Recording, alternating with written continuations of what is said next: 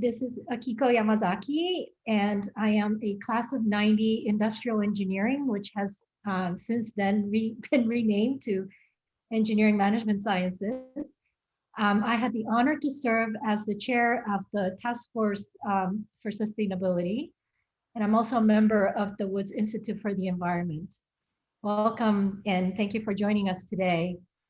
Today, we have many friends and volunteers from many parts of the sustainability community at Stanford. This includes current and former volunteers and advisors associated with Stanford Earth, the Precourt and Woods Institutes, the Natural Capital Project, Water in the West, and the O'Donoghue Family Stanford Educational Farm. We also have volunteers and friends supporting the Petroleum Investments Committee and the Tomcat Center for Sustainable Energy. LEAD volunteers, Stanford trustees, and many others who counsel, advise, support, and otherwise help with all things sustainability at Stanford. Thank you all for joining us today. We of course have Cam and Steve who will be giving us the presentation today, and they may not need any introduction, but as you know, Cam Moeller is our Vice Provost and Dean of Research, and Steve Graham is the Dean of the School of Earth, Energy, and Environmental Sciences. And today they will be sharing the vision and the presentation that we made to the board meeting, to the Stanford board a few weeks ago. As you may all know, the idea for the school arose out of the faculty-led long-range vision process. And over several years now, there has been many efforts led by many, culminating in the past several months that have been led by Steve and Cam, of which I was a part of as well, and was very honored to serve in this role. Maybe could you put my slides on so I can explain? I would like to share this fact that people may not know, that Stanford has not had a new school since 1941. So this is a momentous thing that we're doing here, building a new school, a first one in 70 some years. Of course, this school was as I mentioned, part of the long range vision, and it has been building on efforts by others in a very inclusive and faculty-led process. Can you go to the next slide, please? One component of the process was a 13-member volunteer task force, the Sustainability Task Force, whose members you can see here. We actually started with 14 members, but we lost one member to the Biden-Harris administration in the process. So that was a very good excuse for him to leave the task force. But anyhow, we had 9 meetings over 7 months, and we acted as thought partners to our academic leaders to think through the scope, vision, structure, size, and leadership of the new school. Today, yes. And here you can get a sense of the depth and the very detailed presentations that the faculty and the staff shared with us on all aspects of the school. We started with what would be essential building blocks for the new school, looking at faculty deep dives onto the key scholarship areas, and then also thinking about what would be the ideal future state for sustainability research, education, and engagement. We also heard presentations about what the education programs might look like, and then finally, what the Accelerator, which is a very important component for the school, which you will hear more about, and what the academic neighborhood might look like. Interspaced in these meetings, we also had deep dives into specific research topics, and the faculty made excellent presentations about these, so we could become more familiar with what were some of the areas of scholarship that the school could focus on. So I am very proud and I'm happy to have Steve and Cam present this culmination project, if you will, of this effort that has been going on for seven months with the task force, but also in parallel with other faculty-led efforts, which Cam and Steve will explain in much more detail. So we will begin the presentation and end at about 2:50. And after which we will have some time for discussion and for you to be able to ask questions if you have some. So with further ado, I would like to turn it over to Cam and Steve. Well, thank you so much, Akiko, and good afternoon, everyone. I want to say that what we're going to present to you today is exactly the presentation we did for the Board of Trustees a few weeks ago, and that was received with great enthusiasm. We're very excited about it. But before we dive in, I just want to take a moment to fill you in on some information or some news, namely that Cam Moeller today received word that she's been elected to the National Academy of Sciences.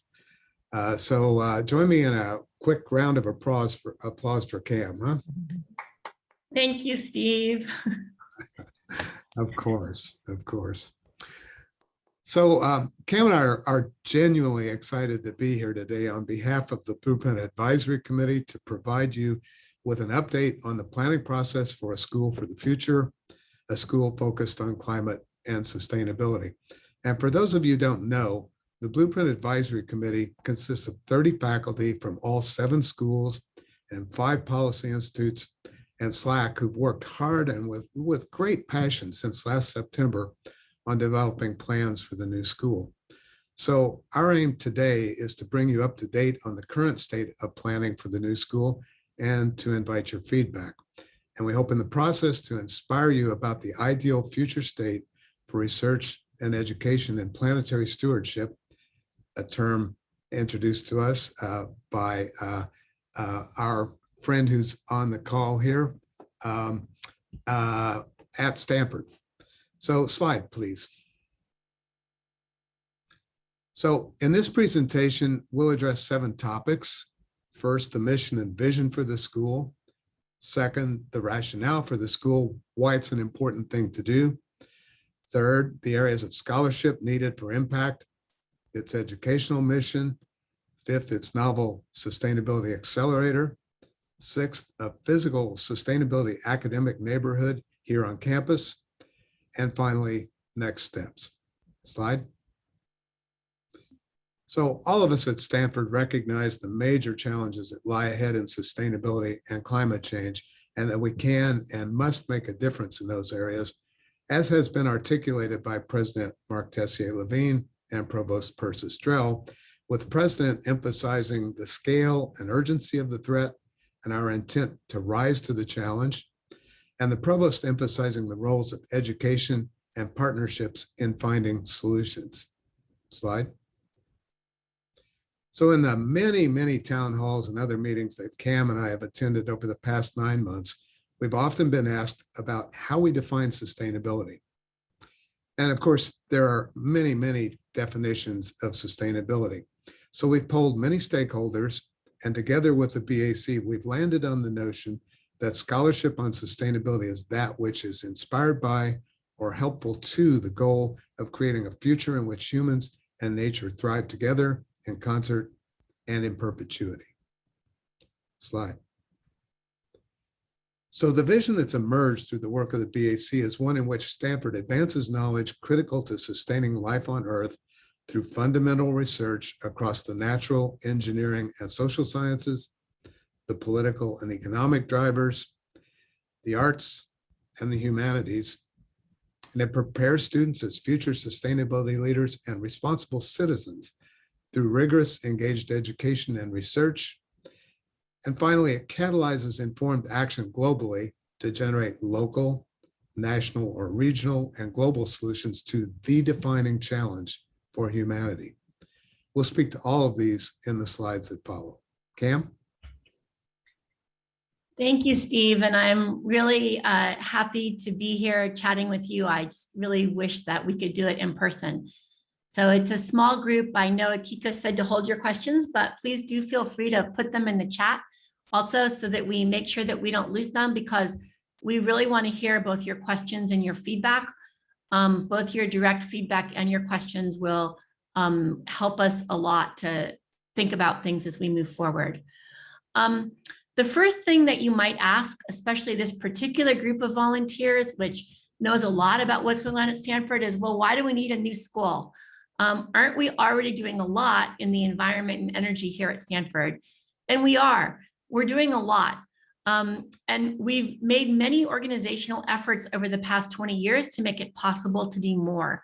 In that spirit, there's all of the units shown on this slide are doing work on sustainability and climate, as Steve just defined it.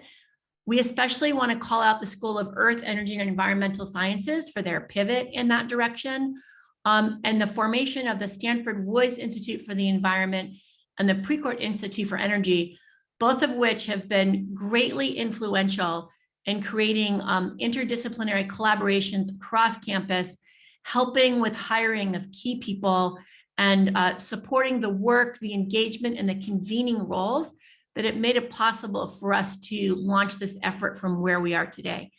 So all of these entities, the three that I just mentioned and many others at Stanford, many of which you yourselves are closely affiliated with, have done tremendous work to both advance sustainability scholarship and impact-inspired work in the last years, and also to lay the groundwork for the kind of even bigger, more unified, larger effort that the faculty and students and volunteers called for during the long-range planning process, and that the president talked about in that quote that Steve showed on an earlier slide. Jeff Kosef, I think, nicely summarized why we need a school. Is those of you who know him know, Jeff is a wonderful sustainability scientist and leader himself, and he was also the founding co-director of the Woods Institute for the Environment. And as Jeff said, at Stanford, we understand that it is people who make a difference, and that investing in people is the best way to meet these challenges. Such is the vision for our school. So let me explain a little bit more about what Jeff meant when he said that. The community engaged in sustainability research and education needs the superpowers of institutes and the superpowers of a school. Maybe more than any other university, Stanford has done a fantastic job in the last 20 years of fostering an institute-based strategy that encourages people to work across traditional disciplinary boundaries, and also encourages scholars to partner with external stakeholders to identify critical knowledge gaps, co-create accessible and actionable knowledge, and test and scale effective solutions. These are the superpowers of institutes. The superpowers of schools are to admit students, hire and promote faculty, build and own curricula, and grant degrees. And what we've heard from many faculty members is that they love being part of the institutes. They love the fact that the institutes have this great interdisciplinary community and are a place where their work on sustainability and climate can really be appreciated. At the same time, they often feel torn. They may find it harder, although the institutes are welcoming, they may find that they need to work to carve out time from their school responsibilities that are their primary responsibilities in order to participate as fully in this as they'd like. So what the president's Committee on the Structure of the Sustainability Initiative, which was the committee right before the current Blueprint Advisory Committee, recommended was that Stanford would combine its assets into an entity that would be either a college or a school. And after careful consultation with the executive cabinet, the president decided to go for the school option and asked Steve and me to work to lay out a blueprint for what the new school might look like. During the course of that, we had a Blueprint Advisory Committee composed of many faculty members, including I saw Chris on the Zoom here earlier. And we also wanted to reach out to a larger section of the university community to get input about the blueprint that would be as quantitative as a poll, but as nuanced as only discussions can be. I would have said in-person discussions, but of course they all happen over Zoom these days. So Fortunately, there's a group at Stanford called the Center for Deliberative Democracy that has a method for that. They poll people, and then they get people together for literally hours of deliberation, and then they poll people again. And they use this to great effect all over the world. Right before us, they were working on solar energy in Tokyo. So we gave them a series of proposals, and we had over 200 faculty members give up 2 half days on a weekend during the pandemic to come together and discuss this. The first thing we asked them about are what are the topical areas that we should consider. And what we found is that the faculty from across the university, over 200 faculty members, felt that the new school should incorporate a critical mass of faculty members on research in all of these topics. And each of these disciplines, as well as many other disciplines, feel that their work is essential to progress in climate and sustainability, and are also perceived that way for other faculty members. So this is a strong mandate for the new school to take a broad approach and not a narrow disciplinary approach to this problem. Second of all, we asked them about a number of different proposals for how the school might be structured. Jim Fishkin said he's never seen anything like this before. The proposals all had what he called super majority support. We'll talk a little bit about, we don't have time to go through these one by one, but let me share a couple of them that I think are particularly meaningful. One is that if individual faculty members wish to participate in the new school, the Stanford administration should strive to accommodate them. So we're actually working on that right now in terms of faculty members who are eager to join the new school, in terms of how to go about moving their billet and reporting line. Steve and I are heavily engaged in that process right now. Another point is that Stanford should emerge from the transition with 7 schools. And if you know your Stanford schools super well, we didn't give a pre-quiz, but if you know your Stanford schools super well, you'll notice that essentially this proposal means that the School of Earth, Energy, and Environmental Sciences should be one of the founding pillars of the new school, and in fact should be part of the new school going forward. Another super interesting point is that the new school's formal criteria for faculty hiring and promotion should value activities to accelerate impact along with research and teaching, and that the Senate and the Provost should appoint a committee to consider the implications of that for tenure decisions. That is really huge. And a lot of faculty who work in this space felt really, really affirmed by the faculty support for this proposal. I've had many faculty say things to me like, you know, honestly, I'm out there, I'm giving interviews on NPR. You can hear me when you drive home on the radio. I helped with the Biden transition. I was, but I feel like even though I publish in all the right journals, even though I've won teaching awards, I feel sometimes like my colleagues appreciate me in spite of the fact that I was ambassador to Russia, not partly because of the fact that I was ambassador to Russia. And so the idea of building a culture where faculty feel really valued for those activities and the students see that's already the Stanford culture, but people feel like we could make that even more the Stanford culture and need to do so in a very thoughtful way. The last thing that I want to point out on these slides is that the new school should include in its organizational structure the Woods Institute for the Environment and the Precourt Institute for Energy. And where the support here wasn't quite as strong as it was for some of the other things, it was still very strong support. Jim Fishkin did a careful analysis of the transcripts of the deliberations, which took him many, many days, and found that where people were hesitant about this, what they were concerned about is they were concerned that Woods and Precourt need to maintain a university-wide mission, and they need to maintain the sense of identity and home that people feel when they participate in their activities, as well as providing a menu of activities that enable this kind of work to be fostered. And if those things can be addressed, then there's very, very strong support for the Woods and Precourt Institutes also being founding pillars of the new school. So what might all of this look like when we put it all together? You're not going to see the names of any existing units on this slide, and that's by design. We're imagining a school that has departments, themed initiatives, and an accelerator all working together. So it'll have departments, as all schools do, or most schools do, I should say, and a dean, again, as most schools do, who will lead the school. But it will also be the home to themed initiatives program and a sustainability accelerator. And the leadership of those themes and sustainability accelerator will be on the dean's executive cabinet, helping to make decisions about resource allocation and setting strategic direction.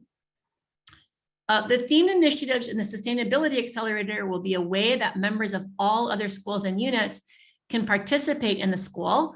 It'll also be possible for them to participate through having joint appointments. And the themes and accelerator will have the mission of working closely with external partners, with people working in all of the topical areas that we mentioned a couple of slides ago and that Steve's about to tell you more about, in order to work with the world and impact the world. So this is the vision for what the organizational structure of our school might look like. And we'd be happy to talk about it in more details during the discussion. The group of people on this call are in a great position to help us think through some of the important details here. With that, I'm going to turn it back over to Steve to say more about the areas of scholarship. Thanks, Cam. So looking more closely at those areas of scholarship in the new school, we've heard many faculty members from all across the university express enthusiasm about how their particular areas of scholarship can contribute to the mission of the school. The Woods and Precourt Institutes, of course, have done amazing jobs of building momentum across the 7 current schools over the past dozen years or more. And as examples, the School of Earth, Energy, and Environmental Sciences and the Department of Civil and Environmental Engineering have done much to support disciplinary and interdisciplinary scholarship of just the sort that belongs in the new school. So it's really not at all controversial that all of the areas of scholarship shown on this slide be represented in the new school, as supported by the polling results that Cam just shared with you all.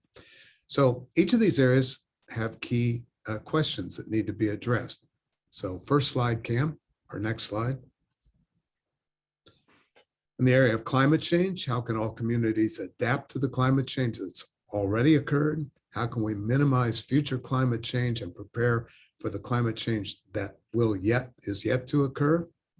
Next slide. In the field of in the area of earth and planetary sciences, how can insights into the formation, evolution, and processes of earth and other plants help us to anticipate and to mitigate natural disasters and improve our access to critical materials? Next. In the vital area of energy, how can we provide reliable, plentiful energy for all the people without damaging our environment? This, of course, is a huge challenge with energy demand projected to double in coming decades, while we simultaneously need to decarbonize the energy system. Slide. In the urban area, how can we support cities as centers of innovation and opportunity to advance equitable improvements in human well-being and environmental quality globally? Slide. Oh, just a sec. There's something wrong with my cursor. Sorry. There we go. In the natural world, how can insights into the nature lead to strategies by which people and the environment can enrich each other locally and globally? Slide. In the essential area of food and water security, how can we provide adequate food and water for all the world's population, plus the 2.1 billion more expected before the end of this century? And how can we meet societal needs while ensuring that nature thrives? Slide. With respect to human behavior and society, how can insights into human social and economic behavior lead to solutions? How can we identify public policies that promote long-term well-being for all humans in a just manner? And how can we overcome barriers to implementing those policies? Slide.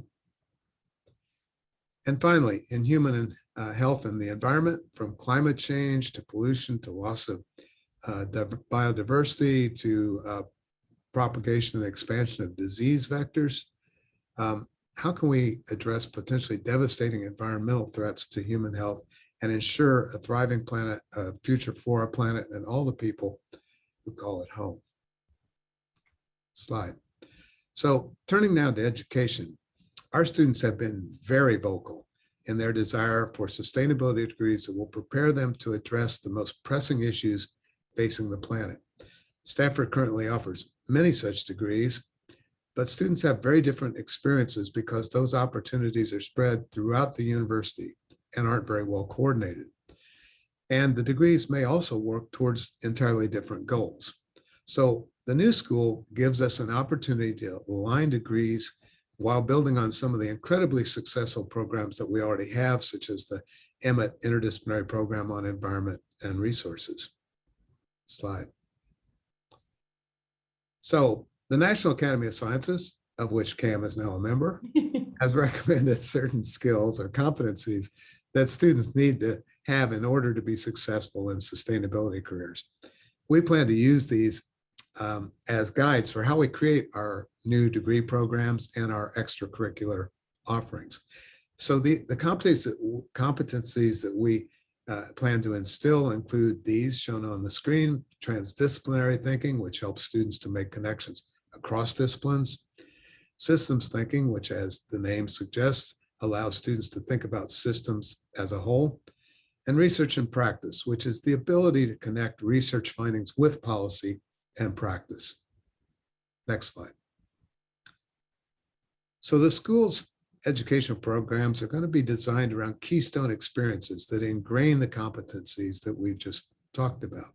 These experiences will develop students who not only have mastered the subject matter, but who can also apply their knowledge in real-world settings as good citizens.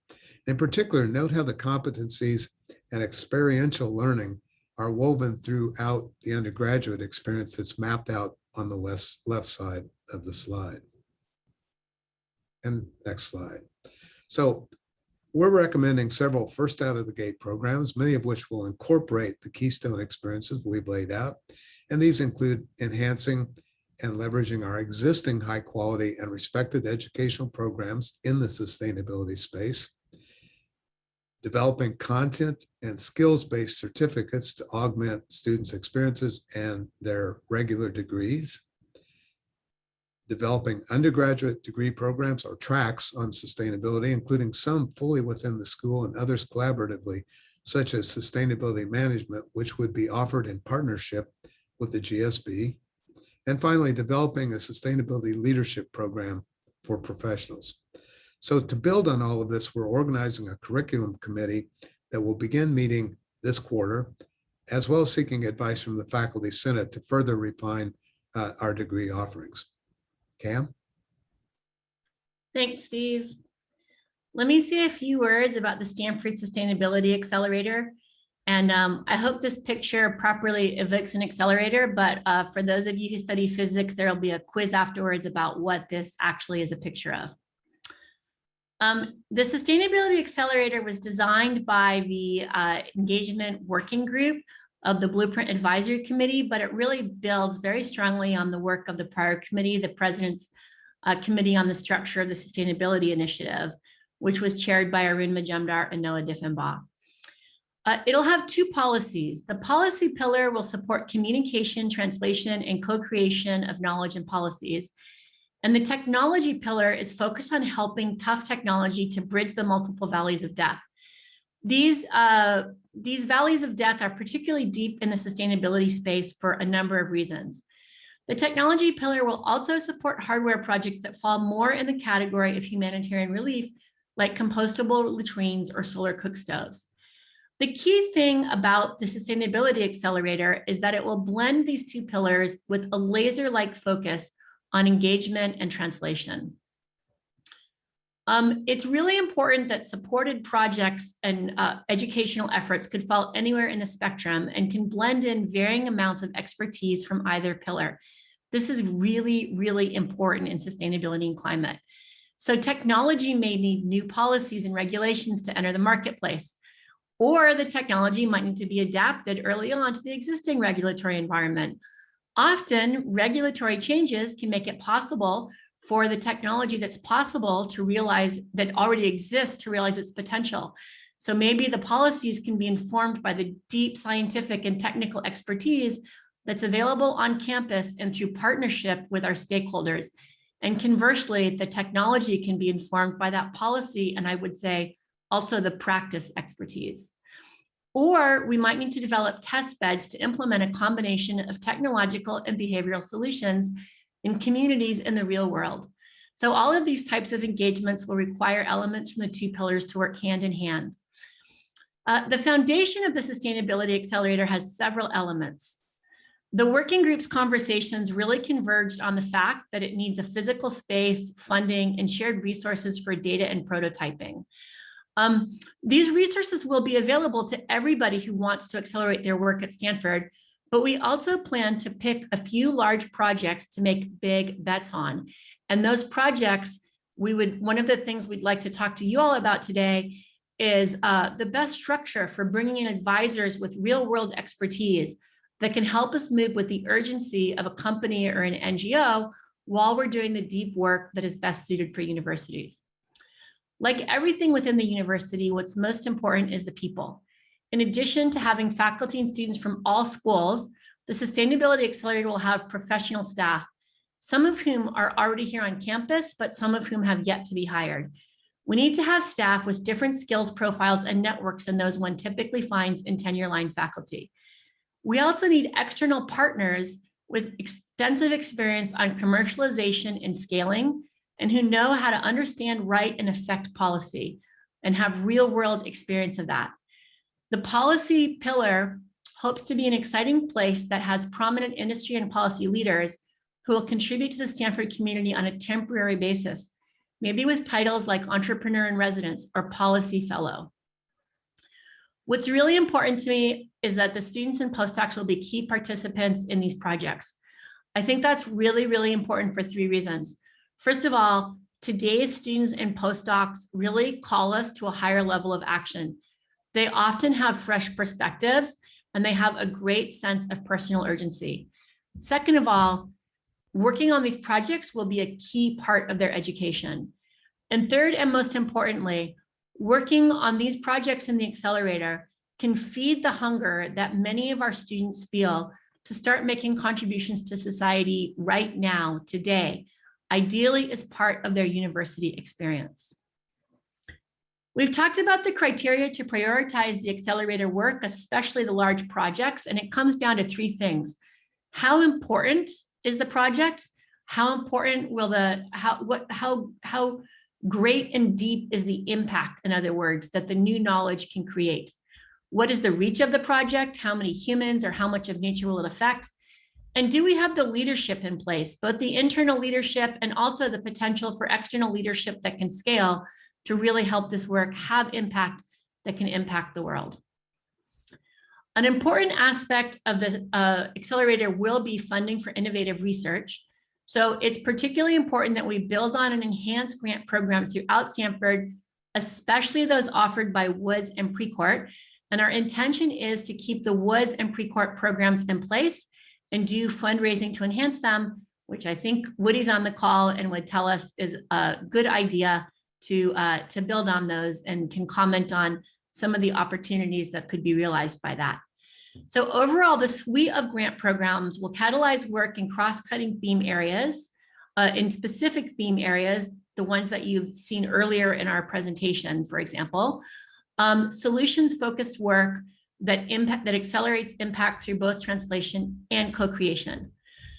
Something that's really important in all of this is that we need to do an even better job than we already do of leveraging outside funding. And a really important part of that, I think, is the opportunity to actively advocate for more federal funding, something that many faculty at Stanford do and that we need to do more systematically, both in terms of doing a more impactful job of looking for specific grant opportunities, but also for those of us for whom it's an opportunity to help the US government decide what types of grants to offer in the first place.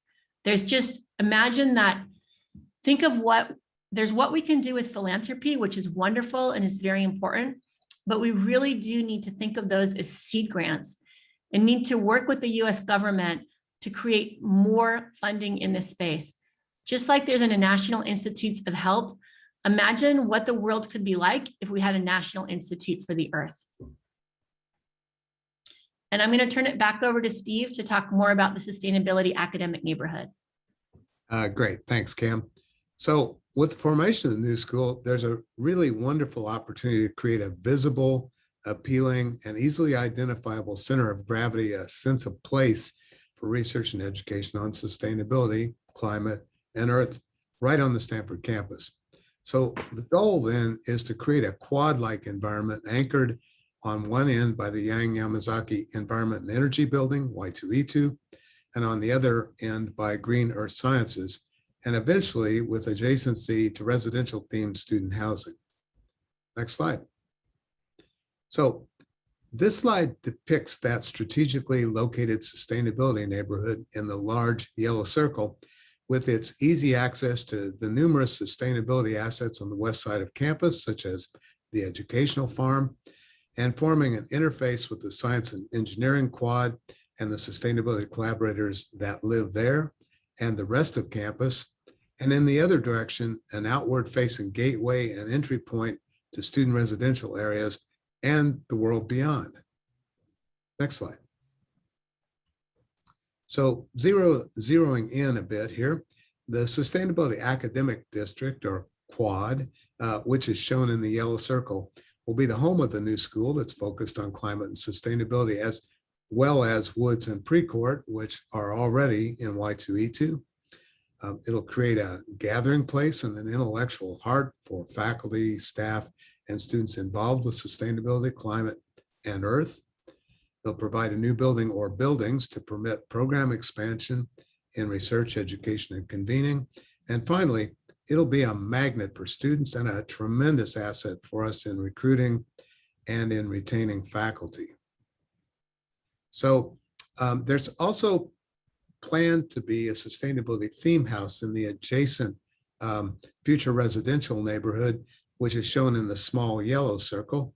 And that residential opportunity will allow students to deeply immerse themselves in actually living the life of sustainability, and at the same time providing easy access to the academic district just a block away in the large yellow circle.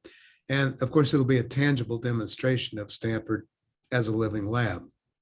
So why is a new building, or why are new buildings needed? Well, first, space in Y2E2 and Green Earth Sciences are essentially fully occupied right now. And so there really isn't room for expansion for the offices and labs of the new faculty that we plan to hire into the school. Of course, the new building will provide additional modern classroom space, as well as important space for convening the many events that will be hosted by the new school. And so you might imagine, if you've ever been to the law school, something like the auditorium over there in terms of the ability to house large events. And of course, the new building will house the new laboratory space that will be needed with existing faculty and also faculty to be hired. So you might think, for instance, of nanotech for energy and the environment, just as one example. And finally, the occupants of the Mitchell Earth Sciences building will need a new home when that building comes down and frees up 100,000 square feet of space in the general use plan that's permit that's negotiated with the county. And I might add, for those who don't realize this, the Mitchell building, which isn't shown on this map, was never meant to be there in the first place. That in the original Olmsted landscape plan for the university was meant to be a view corridor. And so that will restore that space to its original intended purpose. And then finally, the yellow dashed ellipse shows that there's an opportunity for future expansion off to the west if that proves to be needed. So Cam, back to you to wrap up. Thanks, Steve. I'll talk through this quickly because I'm eager to get to the part where you all are talking. These are the elements of our recommendations to the president and provost, and I won't review them all because it basically is a summary of what we've just talked about. I do want to point out that the name of the school And the final decision on the intellectual focuses of the departments and cross-cutting themes are on the list of pending decisions. We have specific recommendations, but those need to, on the intellectual foci, but those need to be defined by the faculty working together with the president and provost. And we do need a school naming process. As Steve said, he and I are both rather partial to the name School of Planetary Stewardship, but that is TBD. These are our immediate next actions, finalizing the academic structure by the summer of 2021. And our boss, Provost Persistrel, I believe is in the early stages of launching the Dean search now. We need to recruit an accelerator director. So we're working on the job description for that. Launching the faculty cluster hires in the next academic year is something that I'm just incredibly excited about, and we'll say a little bit more about in a minute. When we say establish a curriculum committee here, I want to emphasize that a great deal of work has already been done on what the curriculum might look like. We do have quite a bit of work with educational programs of this magnitude to work with the Faculty Senate to finalize the details and get Faculty Senate approval. And also the Graduate School of Business is engaged in very active discussions right now. We are super excited about the enthusiasm on the part of the GSB faculty. These are our draft fundraising priorities for advancing knowledge and also accelerating impact, the key faculty cluster hires, grants for innovative research, for preparing students through education with financial aid and fellowships, and funding for special opportunities. It's particularly important to us to have a sustainability leadership program for professionals. And whereas you often think of executive education as being something that doesn't require a lot of subsidy, in fact, maybe the opposite. In this case, it's incredibly important that side by side with corporate leaders, we would also have leaders from nonprofits and from government and academic leaders as well, because we're not the only university that's pivoting towards doing this type of work. So that's all just to say members of nonprofits and governments will probably need to have different rates than corporate leaders. And then, of course, the standing up the sustainability accelerator and building the sustainability academic neighborhood. Our recommended timeline just contains a little more details about when we expect to get each of these things done.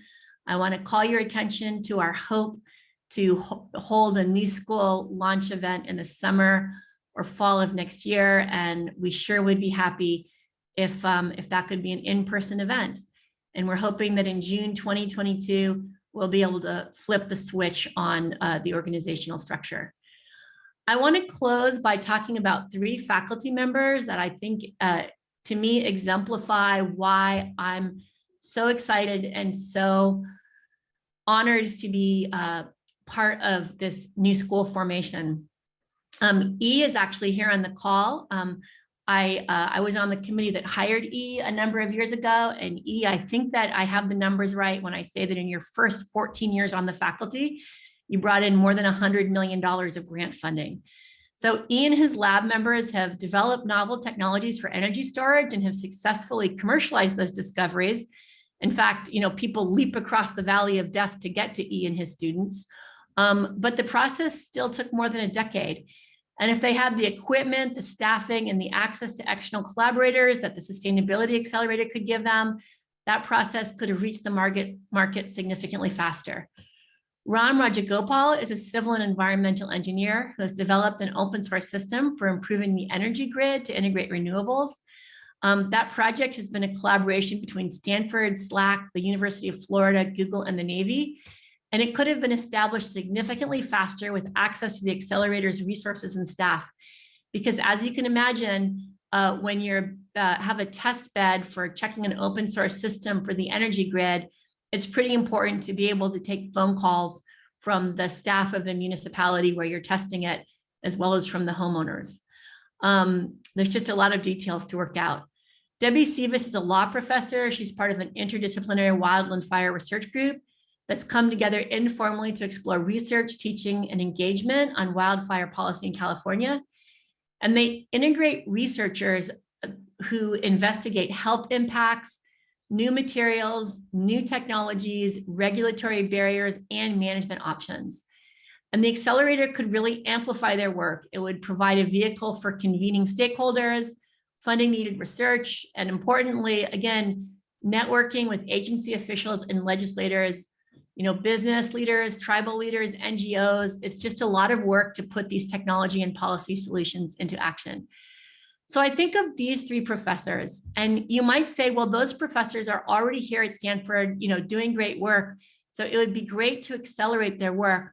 But again, why do we need a school? So my answer to that question is that for each of these three, there are many more people out there today who don't have faculty jobs at major elite universities. And those people actually, many of them right now in the next 2 years might find it difficult to get jobs because the pandemic is blocking hiring a little bit. So it's a bit of a buyer's market. There's some incredibly talented people out there and we want to get them. But even more than that, we want to build for them an academic home for them and for their students, an academic home that really fosters the mixture of interdisciplinary research, education, and acceleration that has become Stanford's hallmark and that we would like to have be even more of their hallmark. We want this to be the best place in the world for the future E's, Rams, and Debbies of the world to do their work. And we want to get them on campus at the beginning of their careers and give them the tools that they and their students need, because we all need to really work quickly right now. Thank you so much for your time and your attention. We really, really appreciate it. And I'm going to stop sharing now and hope to see your comments in the chat and in person. Hi, everybody. Now I can see your faces now that I've stopped sharing my screen. Well, thank you, Cam and Steve. We would like to open now the floor, if you will, to questions and comments. If you could please raise your hand before you speak, and I will try to keep track as best as I can. You're also welcome to use the chat function. And if Jen and Becky could maybe also help me keep track of whose hands are up, I will try to call them in the order that you've raised your hand. So with this, if anybody would like to open up the discussion, please feel free to do so.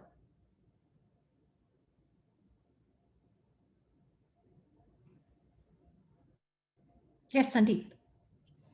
Just going to kick this off. Let me start by saying that thank you to Cam, thank you to Steve, and thank you for all of those that have been involved in this for your leadership. I think an undertaking of launching a new school in an academia institution literally might be the hardest thing in the world. It's a very, very difficult undertaking, but I think it's exactly what the world needs, exactly what academia needs, exactly what Stanford needs. So I'm incredibly excited about this initiative. My question is that at the beginning of your presentation, you shared a slide that showed that there's a lot of activity around sustainability throughout Stanford. Almost every single department and school had some spoke around something they were doing around sustainability. So it was very fragmented and distributed and may not have been the best thing for a student experience, or as you said, the student experience is quite varied. Once we form the unnamed school, do you anticipate that all of that activity will more or less get centralized, or like 70, 80% of that activity is within this new unnamed school and still the remaining 20% is interdisciplinary across schools? Or will it remain as fragmented as it is today? Well, we certainly hope not, Sandeep, and good to see you, by the way. But I think there are real benefits to be gained here from creating a school that brings many things together.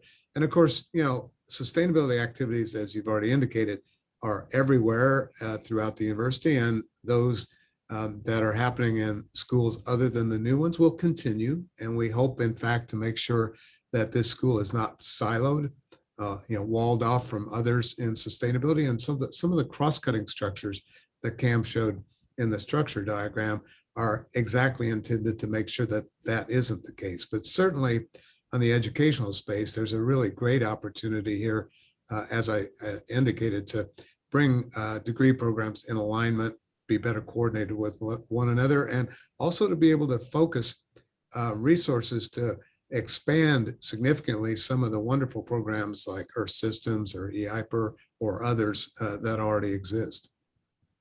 Cam, anything? Yeah, I agree with that. And I think that 70 to 80% is about right, depending on how you want to count the work and the themed initiatives. I do want to say that I maybe have a little more love of disorganization than some of my colleagues do. So I'm much more focused on making sure that we have a few really good, fantastic, knock it out of the ballpark signature education programs that our students can take. And I think in most fields at Stanford, there's sort of little boutique things that might look like boutique things here and there, but they serve a very important part of our academic ecosystem in terms of being, really just like 27 species of tree frogs within 1 square mile of forest. It has a lot of benefits. So I want to build some big, I want to grow some trees, but I'm not necessarily opposed to the 1,000 flowers blooming. I think we can bring some harmony though to what you might be experiencing as cacophony.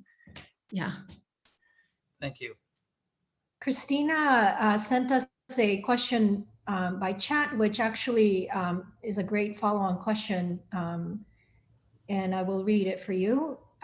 For future students, how many areas of scholarship can students focus in during their 4 years of undergraduate studies? Or will they be exposed to all areas as a whole?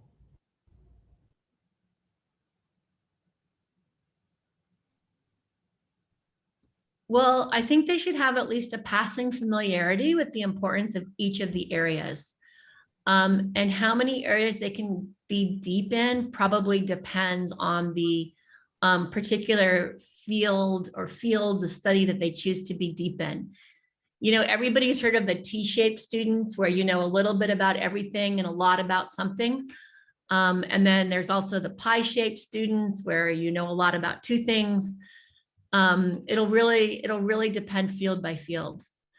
Yeah, there are some fields like, for example, bioengineering is something that is potentially really important for the environment and for climate.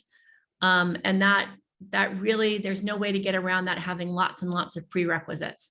So we'll be expecting them to be broad as well, but we might not ask them to be deep in 2 or 3 things if that's one of their depth areas. Not to pick on the bioengineers. And I might add that while this discussion has kind of focused on those students who are particularly interested in sustainability, with some thought that's being given to sort of reorganizing the broader undergraduate experience at Stanford, we hope to be able to expose everybody at Stanford to issues of sustainability, because as I mentioned earlier, part of the goal here is to make our graduates be responsible citizens for this particular century. And so that would further that ambition.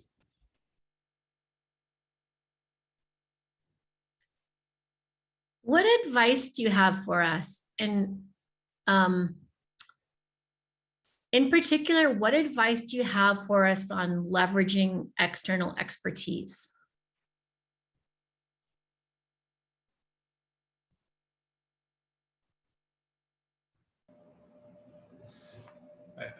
I'll say something. I'm raising my hand here this way, but I don't have advice, but I would like to compliment. There's lots of questions I could ask here, but I think the one thing that really stood out to me is your decision to include an accelerator in this program, because I think that all these ideas are great, but until they hit the marketplace. And I think that having some touchstone into the marketplace, as you've described, which is the way I view it, I think is not only an exceptional thing for the students, but I think it's a excellent way to take ideas and bring it out into the marketplace. And there's lots of details on how to do that, but I think that just general part of the plan is the first time I've heard that, and I think that's a great great addition to the school. So.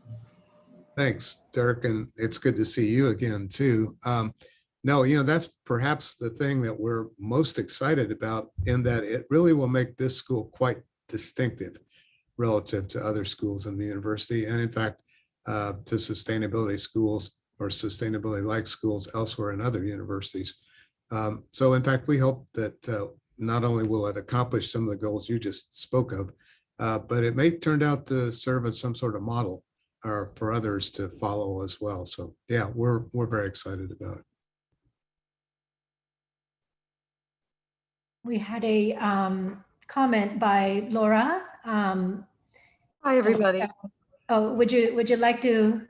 Sure, I just Go posted ahead it in the chat. Yes, please. I work in sustainability education in K-12 in the independent school world, and I can tell you this topic is on fire. In the NAIS forums, there's a group of us who have sustainability director roles around the country, and in a handful of schools are doing things like certificates and diplomas and tracks. And while of course Stanford's mission includes research and cutting edge investigations, there's such a market within secondary school education for this kind of a program. Just one tiny piece of advice is to find some leaders in that arena to talk about the educational offerings, particularly in the first few years. So that's my suggestion. Yeah, that's a really good suggestion. Yeah. We'll work with the School of Education on that a bit, I think. The, Dan Schwartz, who's the dean of our School of Education, has impressed on a lot of us in the context of science outreach, how important it is for Stanford not to be trying to do parallel work to the curriculum development that so many people spend their entire lives on, but instead to provide special opportunities that are really linked to the convening and research that are our hallmark and that can be very inspiring for people, but to do it in a way that it can plug into the curriculum naturally. So I think that could be a good approach for sustainability too. Does that resonate with you? Okay. Most definitely. The beauty of the program in secondary school is that cuts across every discipline. We have sustainability diploma artists and musicians and, writers. So it isn't only science, and plugging into the core curriculum is essential. Thanks, Laura. Thank you. Thank you. We have Nargis, then Kate, and then Jay. Thank you. So this is Nargis. I'm adjunct faculty in bioengineering department and working on launching a program focused on purposeful entrepreneurship in some adjacent areas, sustainability, health, and equity. And my question, and I really hope we can, work on these goals together. My question is about the topic of equity and social justice. We know that the problems that we face in health as well as sustainability do not impact different populations or geographies equally. And also I have had this observation as an entrepreneur and a corporate person myself, that how we build companies in terms of the governance, ownership, compensation, and who in the society benefits from this cycle of economic development and company creation can play a very important role in achieving equity and sustainability. And traditionally, the goals of the business have been defined by finding a product market fit and optimizing for profit. But more and more, we are realizing that how we do business is also needs to evolve beside our policies and what our government does and what our new technologies will make us empowered to do. So I wanted to ask, are these topics have also been considered to be part of the design of the new school research and education? Thank you. Yeah, Steve, do you want to take that one? Yeah, sure. So yeah, thanks for the question and nice to see you. Yeah, particularly issues of environmental justice have absolutely been on everyone's minds. And so there's, I think, an intent to weave both all issues of diversity, equity, and inclusion, which are, of course, as you know, a special cause for the provost these days, and the corollary of environmental justice in the fabric of the school. It may be that we make some faculty hires in that area. This is still to be determined. It may be that the idea of environmental justice becomes one of the crosscuts as an initiative, but it is, in fact, very much front of mind for lots of folks that we've been working with in the course of planning the school. Thank you. I would just add that it hasn't escaped our notice that there are many reasons why the process of diversifying the academy has been slower than many of us would have liked. And one of the reasons is that, faculty have long careers and have tenure, right? And so the opportunity to hire a lot of people pretty fresh out of graduate school right now, maybe people with some real world experience, it really is potentially a once in a lifetime opportunity to build a new school that's diverse from the earlier days.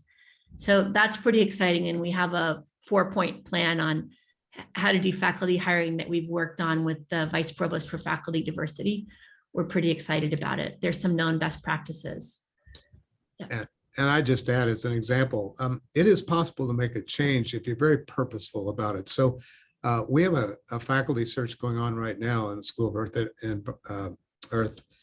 Energy and Environmental Sciences that is DEI focused. We got 400 applicants, of which we've now narrowed down to 9 finalists, all of whom represent diversity. So again, if you're purposeful and thoughtful about this, you can make a difference. And this is not by hiring people away from other universities, but bringing new people into the system. Thank you. Let's have Kay, and followed by Jay, and then I saw Woody's hand. Thanks, Akiko. I wanted to make a comment from the NGO perspective, where I spent most of my career.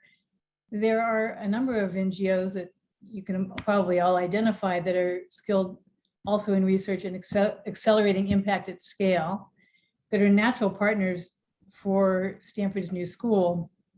And it seems to me, I'm terribly excited about the accelerator dimension of this school, that a key skill set within the accelerator is going to be advanced vetting of potential partners for different segments of the acceleration and impact, and figuring out how different partners along with Stanford can lower the hurdles to collaboration and accelerate the speed of getting things applied in the field. It's each entity has its own culture and its own way of approaching things. And if we can get those things smoothed down in advance, I think it'll really help us have a more rewarding experience on both sides of the equation. Thanks, Kate. That's great advice. Maybe we can connect first, putting some more detail around that. Yeah, good. That's good. Jay?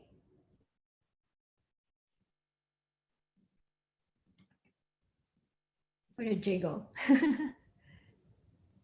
Jay, are you still with us? Oh, Jay, you need to unmute yourself.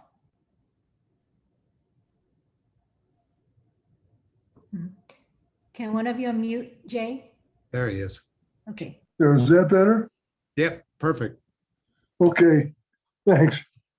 I'm still struggling to envisage a path for creating new policies, new companies, new enterprises for achieving sustainability goals. Somewhat similar to the way Silicon Valley grew out of Stanford's IT teaching and research. That's my question. I'm still struggling to see how where's the path for developing these usable highly usable policies or companies to achieve sustainability goals. I'm sure it's there. I just can't, I'm trying to picture it. I'm having trouble getting there. Well, the path is very hand curated, right? I don't think, if you think of a lot of biomedical research or the early days of information technology, it was pretty straightforward. You had an invention, a new technology, and you patented it, and you got VC funding and started a company, or you licensed it to an existing company and they made it into a product and they sold it, right? So I guess that's the path that's easy to visualize. Jay, is that what you're asking us to contrast our current challenge with that traditional path in information technology and biomedical research? I think I see you nodding. Yeah. Okay, so I think it's a lot harder in climate and sustainability because the areas are so, first of all, it's a very, very broad set of areas that we're talking about. And second of all, it involves human behavior, human behavioral change in a way that those early things didn't. And the solutions need to be really,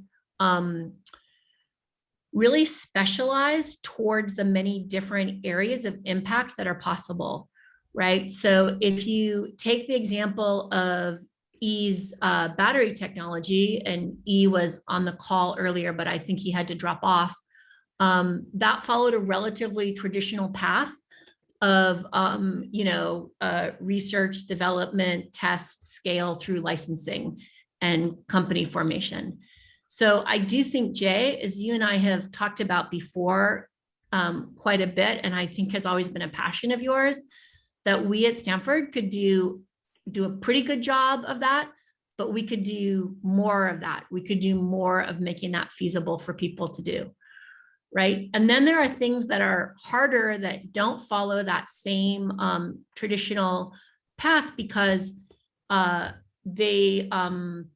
there are technologies that could be profitable but aren't profitable because of the regulatory environment. And then you might want to have people who work on the technology and people who work on the regulatory environment working together. Or you might have things that require policy as well as technology to adapt. So I think Debbie Sivas and Ram Rajagopal both feel that their work on wildfires and the energy grid are in that category, where there's technology in the energy grid that could make the grid better, but it has to be accompanied by changes in local and or state or federal regulations, in the case of the US federal regulations, but in other countries, still federal regulations, to make the use of those methodologies for grid improvement possible. So it really requires an integration of technology and policy, and in some cases, scientific knowledge that's very different than the traditional tech transfer path.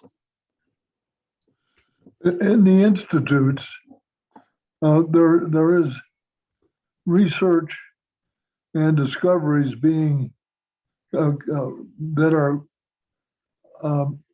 really quite fascinating and have tremendous potential for doing what I'm talking about. And I envisage the Accelerator to be a means through improving our relationships and affiliated interests, other corporations and NGOs, other universities, and the like, to try to get more quickly and effectively from the lab to the market. I hope there'll be a fair amount of focus being given on how the accelerator can be developed so that we can achieve that desire to go from lab to the market more effectively and more dramatically and with a greater impact. And I think it's the accelerator that we're looking forward to help improve our track record on that score. But I know there doesn't seem to be an awful lot of discussion on that here anyway so far. Absolutely, Jay. Yeah, I suspect that's a perfect segue to Woody, because I think Woody had his hand up a moment ago and I was hoping he'd say something too. But yeah, Jay, I think we all share your goal. I would just say that I think it's really important. I really see it not just as the accelerator, but as the whole, you know, in an accelerator, if you accelerate electrons, they start out slow and you make them go faster and faster and faster, right? And so we really need the, you know, we really need all along the pipeline, we need the acceleration. So that's where I think that the student admissions and the faculty hiring, to get faculty and students who really see this vision as a core part of what we're doing, not as an add-on to a traditional university. To me, that is the beauty of the school that the prior committee recommended as an option, right? And then so I think we need that, and we need the interdisciplinary sort of intermediate stage work if you want. And the accelerator needs to kind of move everything forward along that path. Yeah. Woody. Yeah. Thank you, Cam.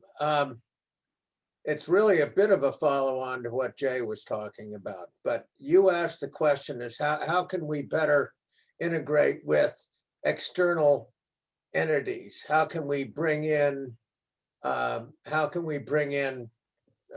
individuals who can make a difference in illuminating subjects of sustainability and climate?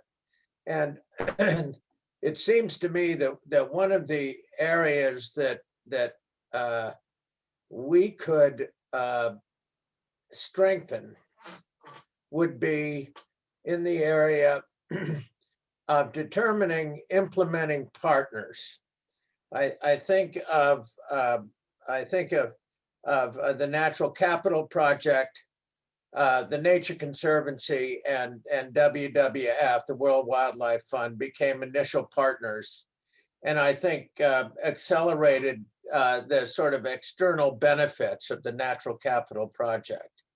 And I do think that much of our multidisciplinary and research that is solutions oriented would be greatly helped during the genesis of that solutions-based research to identify the likely partners, and in fact to try to engage the likely partners at an early stage.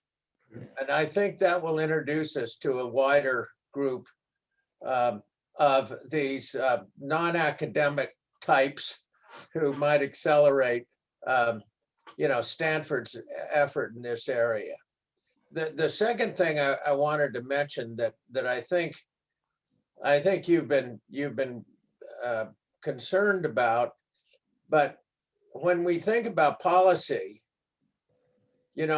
a lot of the problems, particularly the urgent problems in areas of sustainability and climate, will exist outside the United States. And there are institutions, not only within individual countries, but also bilateral and multilateral institutions who are focusing extremely seriously on these subjects. And I think that our policy effort should be directed as much to international institutions as it is to Washington, given the state of affairs in our national politics. I think that we might find a more receptive audience outside the United States to many of the solutions that I'm sure we're going to come up with. So I just urge us to, when we think about ourselves, to think about Stanford as an international organization. and that we need to have partners, particularly in those countries who have the biggest issues relating to climate and sustainability. Couldn't agree with you more, Woody, and we definitely will be doing that. Yeah, right on. Steve. Muted. Steve, you're muted. So, talking to myself, sorry about that. I endorse fully what he says about this being a global challenge, because I think most of us view sustainability as kind of the defining global challenge of not only the 21st century, but beyond. I mean, we need to achieve and then maintain a sustainable presence on the planet. And I think it's a distinct difference from the last time we stood up a school. We typically ask, what can Stanford provide? I think now we're appropriately asking, what does the world need and what can Stanford provide? And I think that is so appropriate given the existential threat that climate change and sustainability represent to mankind and our existence here on the earth. So I think weaving into, as Jay and Ward have indicated, the notion of impact and viewing the accelerator as an essential element of the fabric of the school, so that we're doing more than educating tomorrow's leaders, researching the appropriate solutions, but we're driving towards having the impact that we all know is essential if we're going to meet the targets that have been put in front of us. So I want to just thank Cam, Steve, Akiko, and all of those that have got us to this particular point. I think it's great for Stanford to be stepping up. Thank you, Steve. You couldn't have wrapped us up better than you have. And with that, I would like to now turn it over to Donna, who is the Assistant Vice President and Stanford's Director of Development Outreach. She's a class of 79 in international relations and a Stanford parent as well. And she is leading the Stanford's volunteer engagement program. And we are very pleased that she's here today to participate in this conversation. So Donna, please. Thanks so much, Akiko, and thank you. This is such an inspiring group to be around, especially after those last three speakers. It's a real honor for me to be here today and share with you my passion about volunteering and what we see ahead. Stanford is fortunate to have nearly 80 active volunteers supporting sustainability, which is extraordinary. As you are well aware, volunteer partnerships are absolutely critical to our success. And the creation of this new school focused on climate and sustainability affords us the opportunity to ask ourselves if we are being sufficiently broad and creative with our amazing volunteer structures. So let's start by talking about what our values are in volunteer engagement. And as you know, the Office of Development has had a long history of partnerships with volunteers. Your participation today is proof of that, and it's embedded in our development culture and why we've been so successful in the past. And to borrow a line from Cam and Steve's book, you are our third superpower. And we are so grateful to have you as partners. We have a robust network of volunteer bodies, and we like to think creatively about how we maximize their effectiveness. The skills that you bring to us as volunteer leaders and the time and talent you all share make our work so much better. Diversity is extraordinarily important as we look to the future.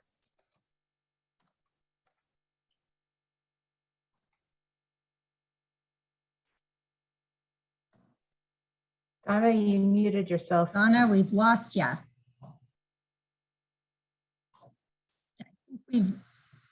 Donna, you're on mute.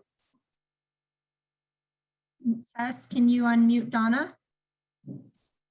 Sorry, can you hear me now? We can. Apologies, too many tricky buttons here. You're good. Sorry. Providing a platform to create cohesion between schools and units and initiatives when possible will be important as we continue to model and support the principles of interdisciplinary work that are the fabric of this university. We thought it would be helpful to review what we did for the Stanford Challenge. So next slide, please.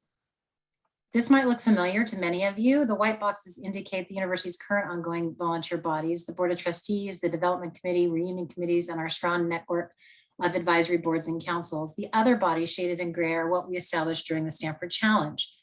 The Executive Committee was our managing committee and led the strategic vision behind our campaign priorities, thanks to much of the work that Steve Denning helped us create. We had a steering committee underneath that with campaign leaders from across the schools and units. And finally, we had an extensive major gifts regional committee. We also had a leadership committee, which membership was based on giving $1 million or more to the campaign. And in addition, we had our traditional volunteer boards and councils doing the great work that they do for us day in and day out. Next slide. One important item I just wanted to share is that we did an analysis of our current volunteer landscape. We do a yearly audit for the Board of Trustees of boards and councils. There are 82 that we currently track, and 34 of them are new since our last campaign. We are keenly aware of the time and effort it takes to maintain such a body of volunteer support, but this also demonstrates how much we value our partnerships with our volunteers. We take our volunteer engagement work seriously, and I cannot emphasize enough the value that you all bring to what we do every day. As we look to this campaign, we want to build on this past in this rich tradition and provide flexibility and guidance as the cornerstone of our new Uniquely Stanford campaign. Next slide. Leveraging our existing volunteer boards and councils will be critically important as we look to the future. And as we think about that, a guiding principle this go around is to share our long-range vision priorities with our community of volunteer bodies so others can see the breadth and the depth of this fundraising. A potential construct would be to see and to develop something called flash task forces. The current thinking is to build groups of volunteers comprised of a subset of council members from one council and adding members from others, including emerging leaders from across our rich, broad fabric. We have the opportunity to revisit the mission and scope of current councils, and of course, the tenets of IDEAL overlay everything we do. Our goal this go around is to add a bit more structure to our volunteer framework strategy, and we hope that as new bodies are considered, that terms of service are put in place in a time frame determined, very similar to how you all structured the sustainability task force. And most important is to know and to continue to leverage our new virtual world in ways that we thought we could never do. We can and should take this time to innovate and be creative. And with that, I'll turn it over to my colleague, Jen Judas, for the next part of the presentation. Great. Thank you, Donna. And thank you. It's so good to see all these faces, familiar faces. It's nice to be together, and I'm grateful for your time. I thought we would share a few examples of over the last few years how volunteering has been changing at Stanford. And we're seeing new ways of engaging from the task force, or excuse me, from the advisory councils come to know and love. I want to just talk for give you a few examples of things that have emerged since the Stanford Challenge. So task forces, Akiko talked about that at the beginning of the call. The Sustainability Task Force is a great example where we talk about something that has a really clear start and finish time with a fixed deliverable. Donna also mentioned the campaign planning task force, which has done another fantastic job. We think about some pop-up opportunities, and these are kind of one-time gigs, if you will, that are really high impact. So Stanford Medicine Center for Innovation and Global Health convened a diverse group of about 15 leaders that are committed to global health in Stanford. They did this about 4 years ago. And they took a deep dive into the current assets at Stanford and really thought about the strategic direction of that group. And we can look today at the potential themed initiative that was referenced earlier and trace it back to some of the great work that group did in a deep dive one-day meeting. Kitchen cabinets, we think of as small groups of volunteers that advise faculty. So the undergraduate kitchen cabinet has been really focused on the undergraduate experience. They've worked a lot on the ResX vision, financial aid, need-blind admissions, equal access and opportunities for all students. We've also seen topical work groups come up. So we think about the seed grant work group that came out of the Woods Advisory Council that's really built to explore how to expand and evangelize the EVP and REIP projects. and how to think about their potential for impact. And we see that the role of seed grants is just continuing to expand at the university. So this group is really focusing deeply on pathways for follow-on funding, robust advisory guidance, and pathways to partnerships. That's another kind of example of a slightly different volunteer structure that's adding tremendous impact. Cross-cutting leadership. This one I think is a really fun example. The Life Sciences Council was born out of the ChemH, BioX, and the WuSci Neuro Councils. So it's an Uber council, if you will, that supports all three of these really strong entities. And what we have found is that each of them has benefited greatly from having council members that really understand the landscape and the different strengths of each of these life science related areas. So we think about that as kind of cross-pollination at its best. Mentoring projects. The Tomcat Innovation Transfer Program works with faculty, staff, and students in commercializing breakthrough technologies. And to pick up on what Jay and Woody and Steve were talking about, this type of program is just critical, and we anticipate it continuing to really this type of translational work being a huge priority with the Accelerator. And this is really where we've involved volunteers that help mentor participants to develop business-centric approaches.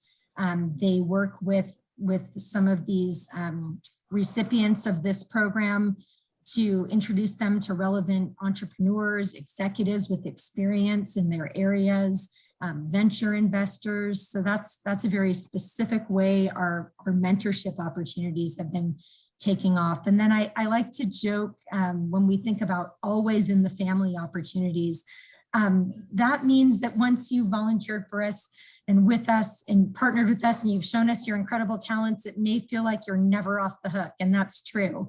I'm thinking about our friend John Moranier, who's the former chair of the Stanford Earth Advisory Council, who's going to be hosting a stewardship event later in this week, or the lifelong engagement and advocacy for development volunteers, our lead volunteers. And we have many of them here today. And actually it was some of the lead volunteers that we called on to help us with that global health conversation that I first referenced as a pop-up opportunity. So I hope that's helpful to just hear some of the creative ways we've been seeing volunteering emerge over 10 years. I am really excited, I know we're out of time, that we're taking this opportunity to really step back and think about volunteering with a vision that's as bold and as exciting as what Cam and Steve shared. It's really cool that we're going to have the opportunity to think creatively about how to best support that. We know we're going to need everybody. So with that, we're going to drop a link in the Zoom, inviting you all to fill out a survey so we can really dig into this conversation with you. We think it'll take about 15 minutes, and I will just stop there. We will also be following up with the survey and the recording for the many volunteers that weren't able to be with us today that responded and said, oh, please record it for me. So with that, thank you, thank you, thank you. I will always end with thank you. We are grateful for your partnerships. Over to you, Akiko. Okay, well, thank you very much, everybody, for being here today. I know our time is up, so I want to just very quickly wrap up by thanking Cam, Steve, our presenters, Donna, and Jen, of course. And you know that for every meeting that we do, there's countless of hours that are spent in preparation. So I really want to give a shout out to Jen, Becky, who have just spent countless hours preparing us to get to this point today. It was interesting to hear some common or shared themes that emerged from our board meeting presentation in the areas of equity and the fact that the solutions need to be as global as the problems, and also how do we accelerate impact. So every time we have a presentation, it gives us a lot of thought for more opportunities to think through how to make the school the best that it can be.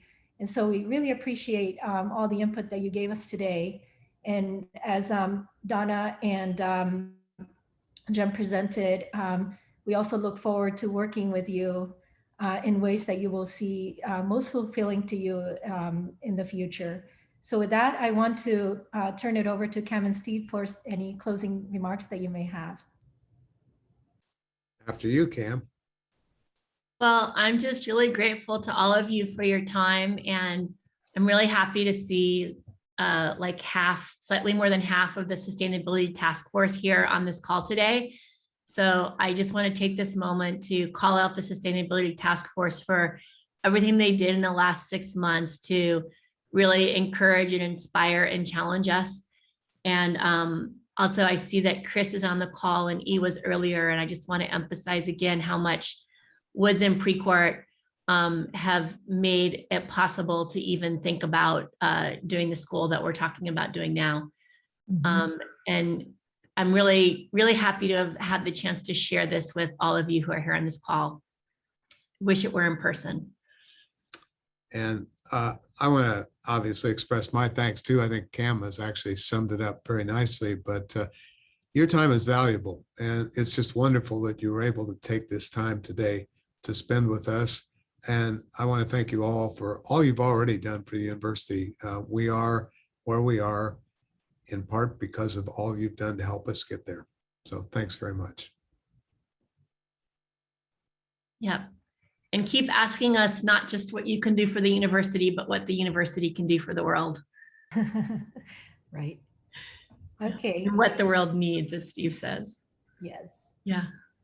Well, with that, should we adjourn the meeting? Thank you. Okay. Well, thank you very much, everybody.